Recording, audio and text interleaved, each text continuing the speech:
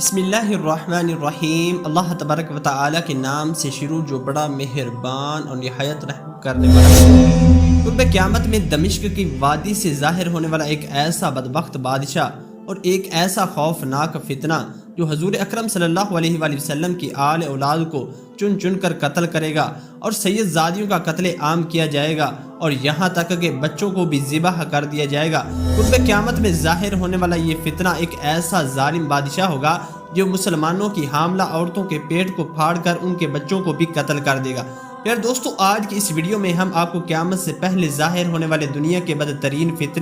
फितना सुफियानी के बारे में बताएंगे कि फितना सुफियानी क्या है और फितना सुफियानी कौन शख्स होगा और ये फितना कब ज़ाहिर होगा और इस फितने के अंदर आले रसूल सल्लल्लाहु अलैहि वसल्लम को क्यों कत्ल किया जाएगा और इस फितने की निशानियां क्या होंगी और इस फितने में हज़रत इमाम महदी अलैहिस्सलाम को कत्ल करने के लिए किस तरह लश्करों को भेजा जाएगा और फिर इन लश्करों को अल्लाह तबारक व तआला के हुक्म से क्या अंजाम होगा और हजूर अकरम सल्लल्लाहु अलैहि वसल्लम ने फितना सुफियानी के बारे में क्या इरशाद फरमाया। प्यार दोस्तों, इन तमाम तर सवालात के जवाबात कुरान और हदीस की रोशनी में आज की इस वीडियो में हम आपको बताएंगे। लिहाजा आपसे हमारी गुजारिश है हमारी इस वीडियो को एंड तक ज़रूर देखिएगा। प्यार दोस्तों, जैसे जैसे कुर्ब क़यामत का वक़्त करीब आ रहा है वैसे वैसे मुसलमानों के लिए इम्तिहानात और आजमाइशें बढ़ती जा रही हैं और तरह तरह के फितने रोनमा हो रहे हैं जिसके अंदर मुब्तला होकर कई सारे मुसलमान दीन इस्लाम से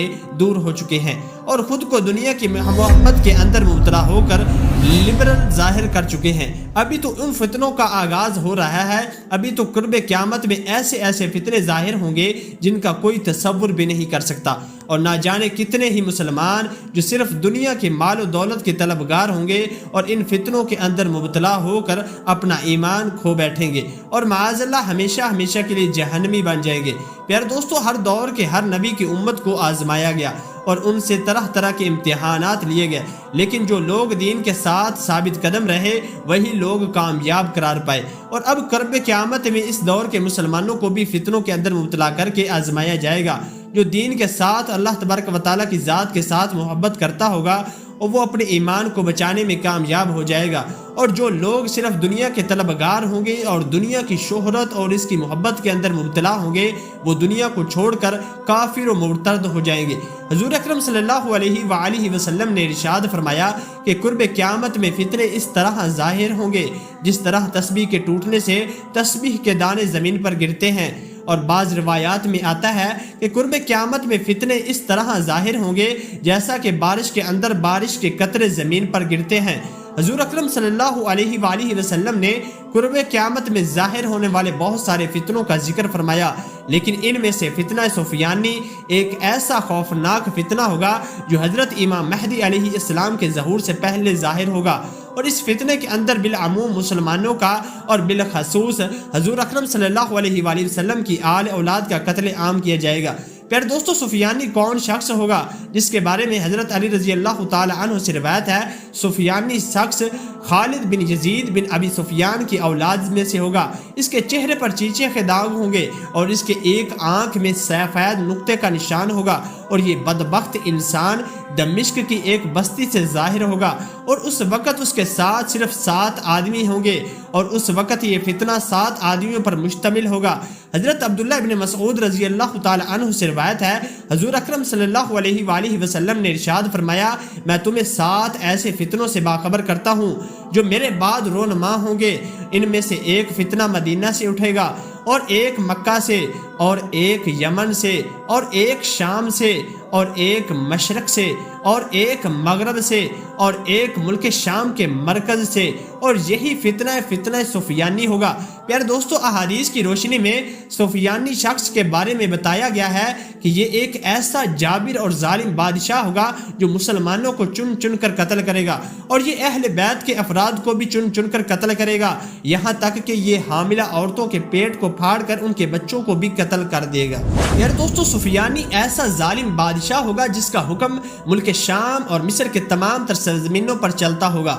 اور یہ لوگوں سے جنگ کرے گا اور ان کے علاقوں پر قبضہ کر لے گا۔ یہ فتنہ 7 آدمیوں سے شروع ہوگا اور بڑھتا پوری دنیا میں پھیل جائے گا۔ حضرت ابو ہریرہ رضی اللہ تعالی عنہ سے روایت ہے، حضور اکرم صلی اللہ علیہ وآلہ وسلم نے ارشاد فرمایا کہ دمشق کی وادیوں سے ایک آدمی ظاہر ہوگا، وہ سفیانی کہلائے گا، اور اس کی پیروی کرنے والوں میں اکثر قبیلہ کلب کے لوگ ہوں گے، اور یہی عورتوں کے پیٹ پھاڑیں گے اور بچوں کو مار دیں گے۔ حضور اکرم صلی اللہ علیہ وآلہ وسلم نے ارشاد فرمایا، میرے خاندان میں سے ایک آدمی مکہ میں ظاہر ہوگا جو حضرت امام مہدی علیہ السلام ہوں گے۔ جب سفیانی کو حضرت امام مہدی علیہ السلام کے ظہور کی خبر پہنچے گی تو وہ حضرت امام مہدی علیہ السلام کو قتل کرنے کے ارادے سے ایک لشکر بھیجے گا، یہاں تک کہ جب سفیانی کا بھیجا ہوا لشکر مکہ کے قریب پہنچے گا تو اللہ تبارک و تعالیٰ کے حکم سے اس لشکر کو زمین کے اندر دھنسا دیا جائے گا۔ پیار دوستو، سفیانی شخص کی حکمرانی کے دور میں علماء کرام کو ناحق قتل کیا جائے گا۔ یہ ظالم بادشاہ مسلمانوں کے خلاف ہوگا اور اسی وجہ سے یہ مسلمانوں کو قتل عام کرے گا۔ بعض روایات میں آتا ہے کہ یہ فتنہ 2 سال تک جاری رہے گا، اور بعض روایات میں آتا ہے کہ یہ فتنہ 9 ماہ تک جاری رہے گا۔ پیارے دوستو، سفیانی ایسا طاقتور اور ظالم بادشاہ ہوگا کہ یہ دن دہاڑے دمشق کی جامع مسجد کے اندر بیٹھ کر شراب کی محفلیں سجائے گا، اور مسجد کے اندر ہی عورتوں کے ساتھ بدکاری کرے گا اور مسجد کی حرمت کو پامال کرے گا۔ اس طرح جب سفیانی دمشق کی جامع مسجد کے اندر حرام کاریوں کے اندر مصروف ہوگا تو اس وقت ایک شخص کھڑا ہوگا اور اس سے کہے گا کہ ہلاک ہو جاؤ تم لوگوں کے جنہوں نے کفر اختیار کیا۔ سفیانی جب اس شخص کی بات سنے گا تو غصے کے اندر لال پیلا ہو جائے گا اور مسجد کے اندر ہی اس شخص کو گردن کو اڑا دے گا، یہاں تک کہ اس بدبخت بادشاہ کی راہ میں جو شخص بھی کھڑا ہوگا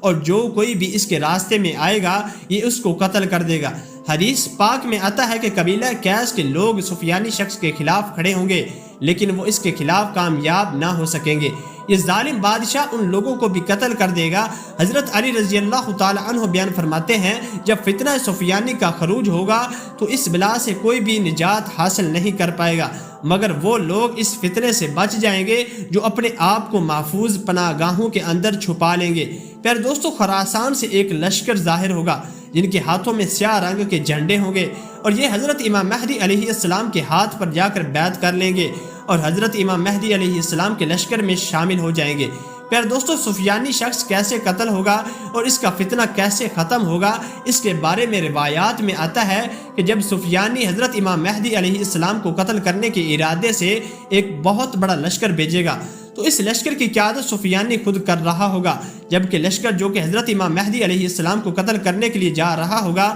جب وہ مکہ کے قریب پہنچے گا تو اللہ تبارک و تعالیٰ کے حکم سے زمین پھٹ جائے گی